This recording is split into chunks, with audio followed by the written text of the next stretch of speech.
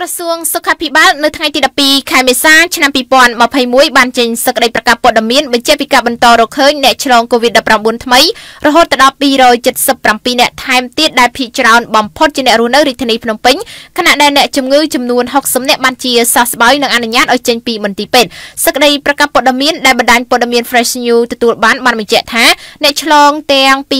170 ปีเนี่ยคือสังแต่เชียกรณีฉลองในขนมสากลมาพายกลมเพะได้รวมมีริทนีพนมเปญจำนวนปีบุญเนี่ยขาดตะก้าวจำนวนมันเนี่ยขาดประเวงปีเนี่ยขาดโปสัตจำนวนใบเนี่ยขาดกันดาวจำนวนมาเพย์ใบเนี่ยนังขาดสไปเรียงจำนวนไซส์ใบเนี่ยสำหรับเนจีซาสบายเตียง60เนี่ยเว้นขนมนุมินมันเนี่ยจีเนตวันดำน้ำมาปีกราวประเทศนัง50เนี่ยเซงตีจีเนตฉลองขนมสากลในประตการมาเพย์กลมเพะดาวตัวลัตพอลเทอร์เตอวิจมีนจำนวนปีเลิกตระบานอนุญาตเอาเจนปีมันตีเป็ดปนตายตระบรรทอเทอร์จะตาลิซาริยาเป็นดับบุญทั้งไงดับใบตามดันสกปรกสมจำเรียบท้ากิดระมองปรำปีพฤกษ์ไทยดีดับปีขายเมษาชนะปีปอนมาพายมวยกัมพูชีบ้านเราเคยเนฉลองสรบจำนวนบุญปอน310เนี่ยขนมนุการในจากกรมมาพายกุมเพะจำนวนใบปอน380 ปีเนี่ยในจีซาสบายลังวิ่งจำนวนปีปอนปี100 ปีเนี่ยในกำปงตายสำหรับชีบ้าจำนวนปีปอนปี168 ปีเนี่ยนังเนี่ยบัดบองชีวิตจำนวน30เนี่ยนังบัดบองชีวิตดาวซาแต่จมือเซงไปได้กำปงตายสำหรับชีบ้าจำนวนโควิด-19 จำนวน5เนี่ย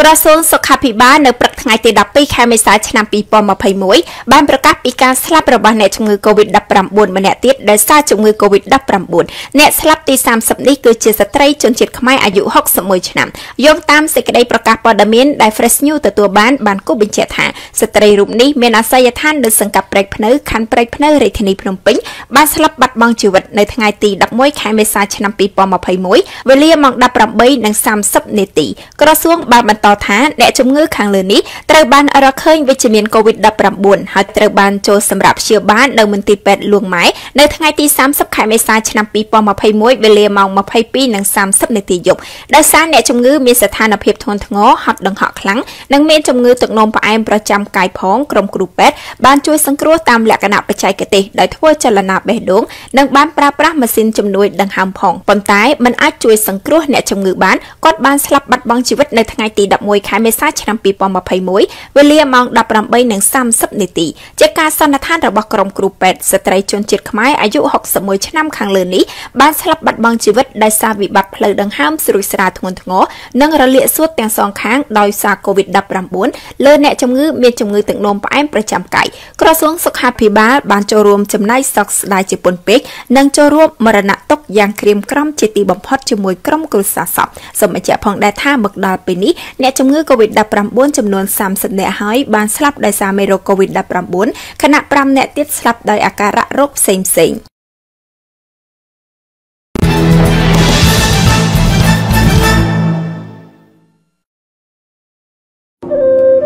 หายซ้ำหอบเปรี้ยวเรียวของว่าก็จะพวกอะไรจะคนประจำกระป๋อมจะพวกว่าพ้นชุดรวมเชียดสมเมตตายกยุลกาหลบบ้าระบาดเชียดการหลบบ้าระบาดเชียดแต่ชมเลิกได้สัมเปียของว่าก็มันแม้ดาบใบคลูเขียนตีดาบใบใส่ไก่ซอกระบาดบอลโฟต่อแต่มาเราใบกลมใบกาปีกลมเทวดาหน้าดอยเตยกลายดอยมันเปียมากลมเตยตีกระไลเดิมเดิมรูชาน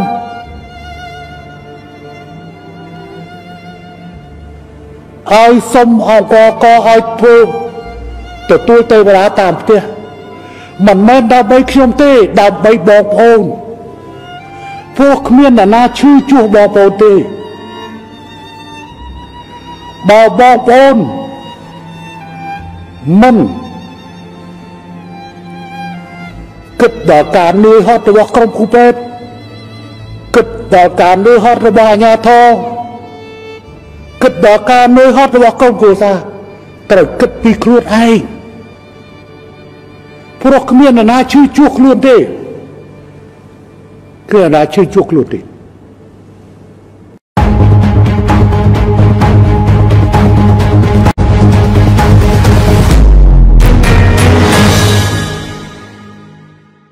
នៅក្នុងរយៈពេល24ម៉ោងកន្លងទៅនេះមនុស្សសរុបចំនួន 47,864 នាក់ទៀតបានឆ្លងជំងឺ COVID-19 ខណៈអ្នកជំងឺចំនួន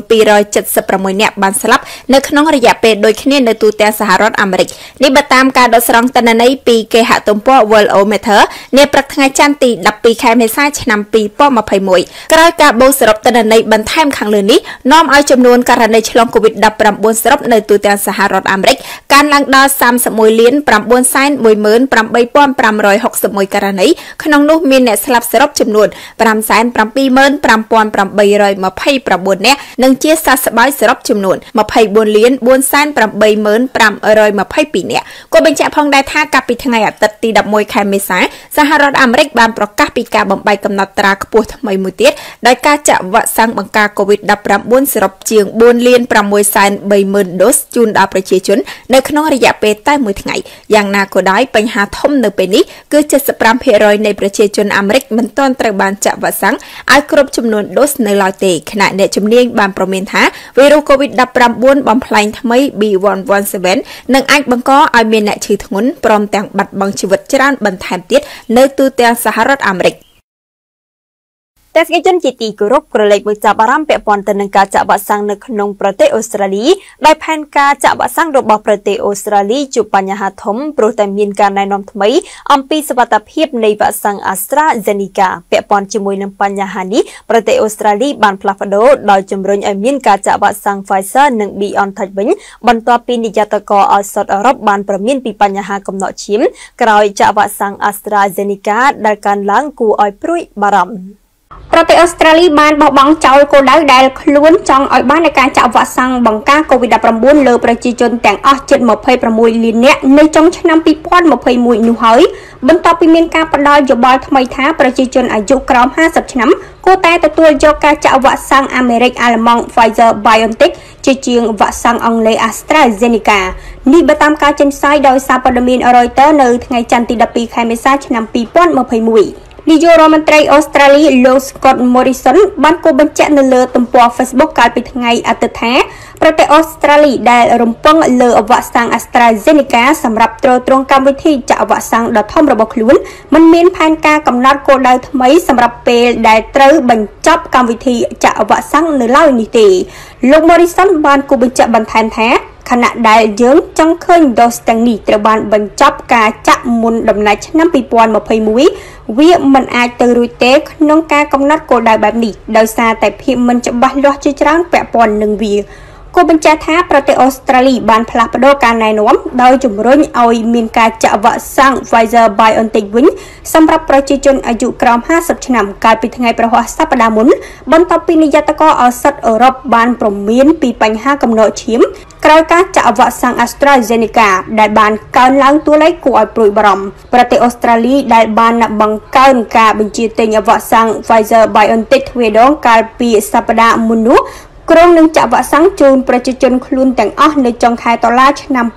2021នេះអូស្ត្រាលីដែលមានប្រជាជនសរុបជិត26លាននាក់ត្រូវបានគេដឹងថាបានគ្រប់គ្រងការរាតត្បាត COVID-19 យ៉ាងល្អបើទោះបីជាមានការផ្ទុះជាចង្កល់ម្ដងម្កាលដែលបង្ខំឲ្យមានការបិទរដ្ឋនឹងតំបន់ខ្លះកន្លងមកក៏ដោយគិតត្រឹមព្រឹកថ្ងៃច័ន្ទនេះអូស្ត្រាលីមានករណីឆ្លង COVID-19 សរុបជាង 29,400 ករណីក្នុងនោះស្លាប់ជាង900នាក់និងជាសះស្បើយឡើងវិញ 26,356 នាក់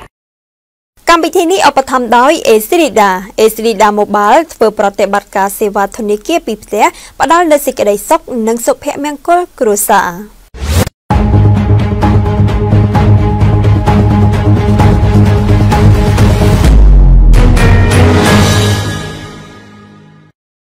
អភិបាលខណ្ឌដុនពេញលោកសុកពេញវុឌ្ឍបានប្រាប់បណ្ដាញព័ត៌មាន Fresh News ឲ្យដឹងនៅព្រឹកថ្ងៃទី12ខែមេសាឆ្នាំ2020នេះអាជ្ញាធរបានសម្រេច lockdown ផ្សារចាស់ក្រោយមានអ្នកឆ្លងជំងឺ COVID-19 ហើយអ្នកដែលប៉ះពាល់ផ្ទាល់នឹងប្រយោលមួយចំនួននឹងត្រូវយកសំណាក់នៅទីនោះតែម្ដងលោកសុកពេញវុឌ្ឍបានបញ្ជាក់ទៀតថានៅថ្ងៃទី12ខែមេសាឆ្នាំ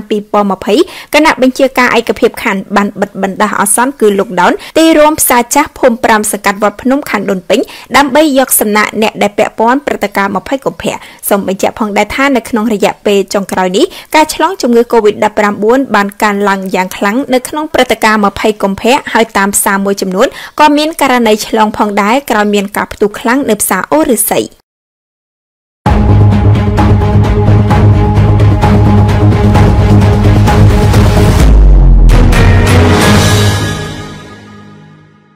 ត្រឹមម៉ោង 8 ព្រឹកថ្ងៃច័ន្ទទី 12 ខែមេសាឆ្នាំ 2021 ចំនួនអ្នកឆ្លងជំងឺ COVID-19 នៅទូទាំងពិភពលោកបានកើនឡើងដល់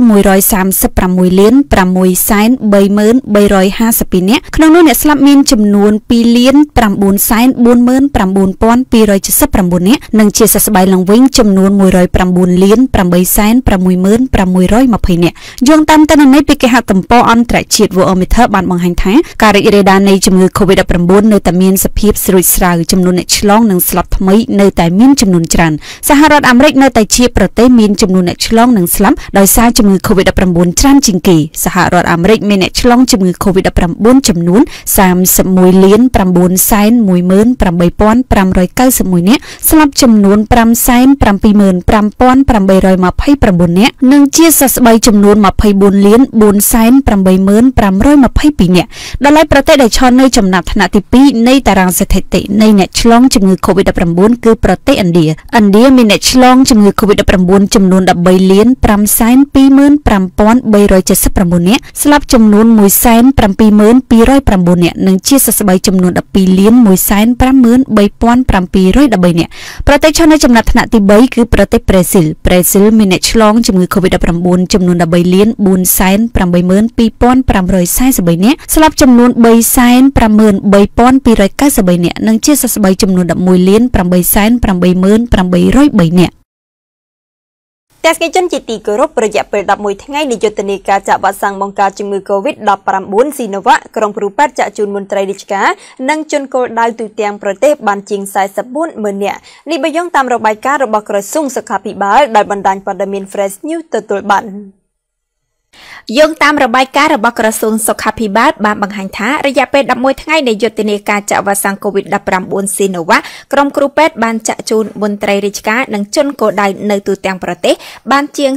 44,000 នាក់របាយការណ៍បានបង្ហាញថារយៈពេល11ថ្ងៃកន្លងទៅនេះអ្នកស្ម័គ្រចិត្តមកចាក់វ៉ាក់សាំងស៊ីណូវ៉ាក់មានចំនួន 363,544 នាក់ក្នុងនោះអ្នកអនុញ្ញាតឲ្យចាក់មានចំនួន 442,545 នាក់និងអ្នកមិនអនុញ្ញាតឲ្យចាក់មានចំនួន 24,528 នាក់របាយការណ៍របស់ក្រសួងសុខាភិបាលបានឲ្យដឹងផងដែរថាការចាក់វ៉ាក់សាំងទាំង3ប្រភេទគឺ Sinopharm, AstraZeneca និង Sinovac ចាក់បានជិត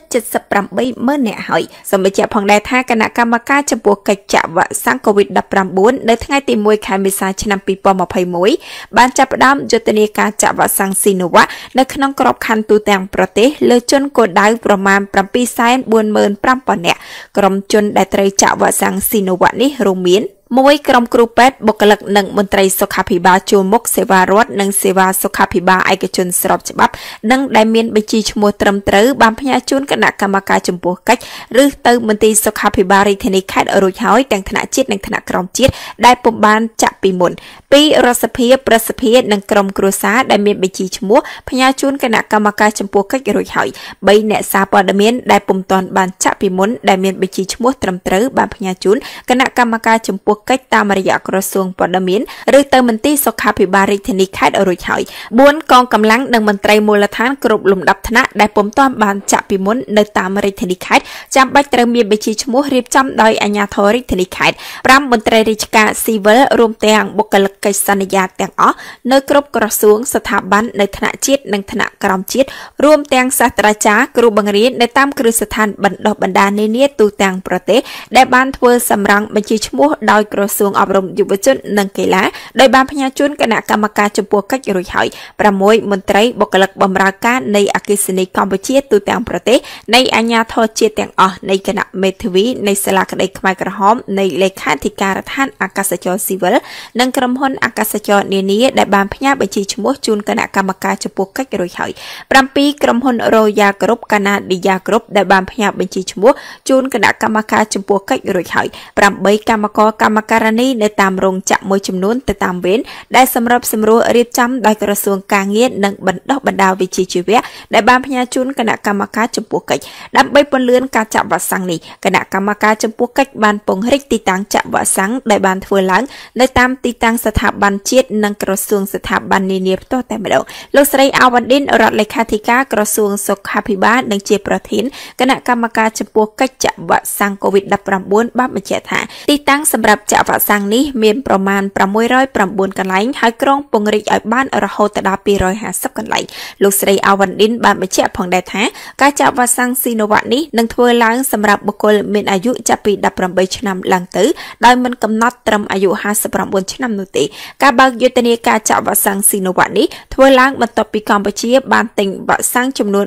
1.5 ដូសពីក្រុមហ៊ុនចិនហើយដឹកមកដល់កម្ពុជាកាលពីថ្ងៃទី26ខែមីនាកន្លងទៅនេះលោកស្រីអាវ៉ាន់ឌិនបានលើកឡើងថាវ៉ាក់សាំង COVID-19 ជាឧបករណ៍ថ្មីមួយបន្ថែមទៀតលើវិធានការសុខាភិបាលដែលមានស្រាប់សម្រាប់ទប់ស្កាត់ការរីករាលដាលនៃជំងឺ COVID-19 និងសង្គ្រោះជីវិតមនុស្សដោយជួយបុគ្គលមិនឲ្យឈឺធ្ងន់នៅពេលឆ្លងជំងឺ COVID-19 និងកាត់បន្ថយការព្យាបាលនៅមន្ទីរពេទ្យលោកស្រីបានបញ្ជាក់ទៀតថាវ៉ាក់សាំង COVID-19 ដែលកំពុងប្រើប្រាស់នៅកម្ពុជាជាវ៉ាក់សាំងដែលបានធ្វើតេស្តពីសុវត្ថិភាពនិងប្រសិទ្ធភាពហ្មត់ចត់និងកំពុងប្រើប្រាស់នៅតាមបណ្ដាប្រទេសនានាក្នុងតំបន់និងក្នុងពិភពលោកដែលបណ្ដាប្រទេសមួយចំនួនបាននឹងកំពុងតែដំណើរការចាក់រាប់សិបលានអ្នករួចមកហើយលោកស្រីអាវ៉ាន់ឌិនបានអំពាវនាវដល់ជនគោលដៅដែលបានកំណត់ការចាក់វ៉ាក់សាំងអញ្ជើញទៅចាក់វ៉ាក់សាំងដើម្បីការពារខ្លួនការពារក្រុមគ្រួសារនិងការពារសហគមន៍កុំឲ្យមេរោគ COVID-19 វាយលុកចូលទៅក្នុងខ្លួនចូលទៅក្នុងផ្ទះនិងចូលទៅក្នុងសហគមន៍ដែលធ្វើឲ្យមានមហន្តរាយសុខភាពសាធារណៈក៏ដូចជាមានការប៉ះពាល់ធ្ងន់ធ្ងរដល់សេដ្ឋកិច្ចគ្រួសារក៏ដូចជាសេដ្ឋកិច្ចជាតិ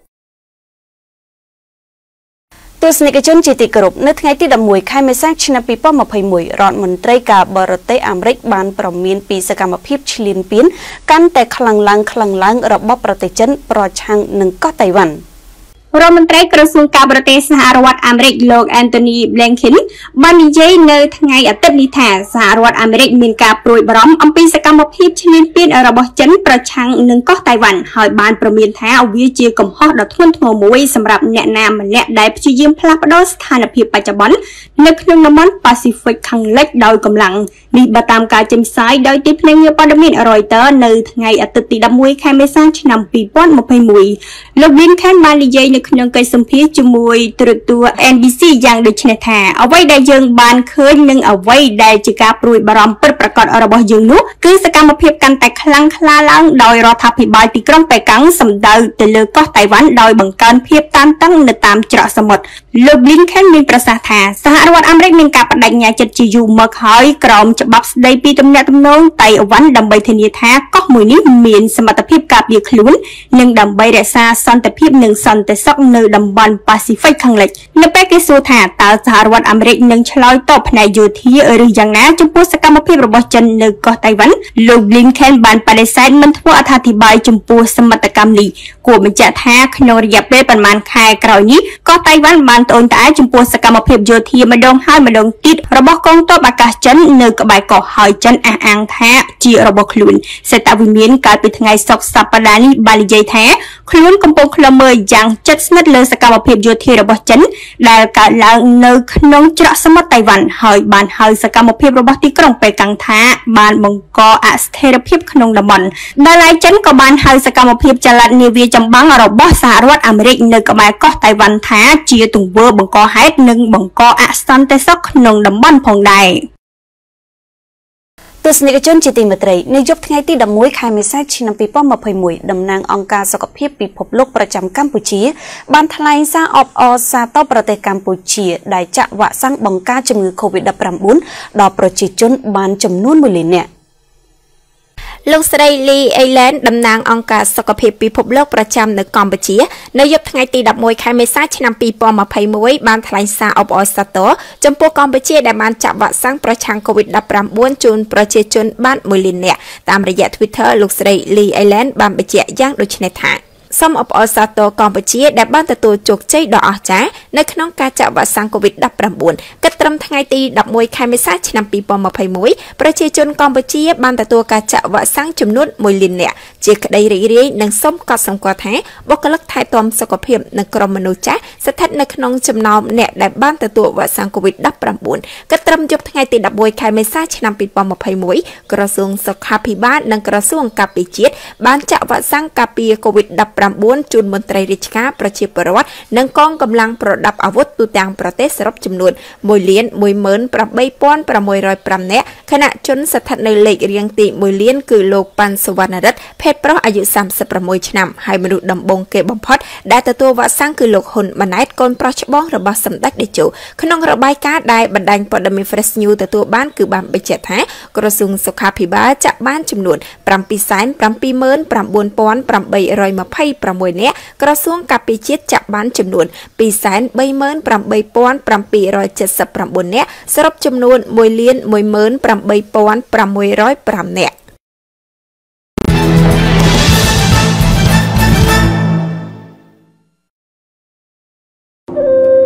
ហើយសូមអបអររាវអង្វរកចំពោះបដិជនប្រចាំគ្រប់ក្រុមចំពោះបងប្អូនជនរួមជាតិសូមមេត្តាយោគយល់ការលំបាករបស់ជាតិការលំបាករបស់ជាតិដែលខ្ញុំលើកដៃសំពះអង្វរកមិនមែនដើម្បីខ្លួនខ្ញុំទេដើម្បីសេចក្តីសុខរបស់បងប្អូនផ្ទាល់តែម្ដងបីកុំបីការពារកុំធ្វើដំណើរដោយទៅក្រៅដោយមិនពាក់ម៉ាស់កុំទៅទីកន្លែងដែលមានមនុស្សច្រើន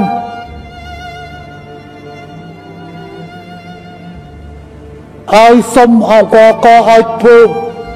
ទទួលទេវតាតាមផ្ទះមិនមែនដើម្បីខ្ញុំទេដើម្បីបងប្អូនពួកគ្មានអ្នកណាឈឺជួសបងប្អូនទេ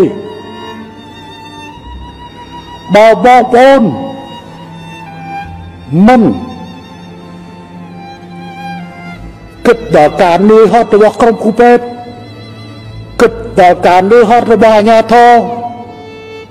គិតដល់ការនឿយហត់របស់ក្រុមគ្រួសារត្រូវគិតពីខ្លួនឯងព្រោះគ្មានអ្នកណាឈឺជួសខ្លួនទេគឺអ្នកណាឈឺជួសខ្លួនទេ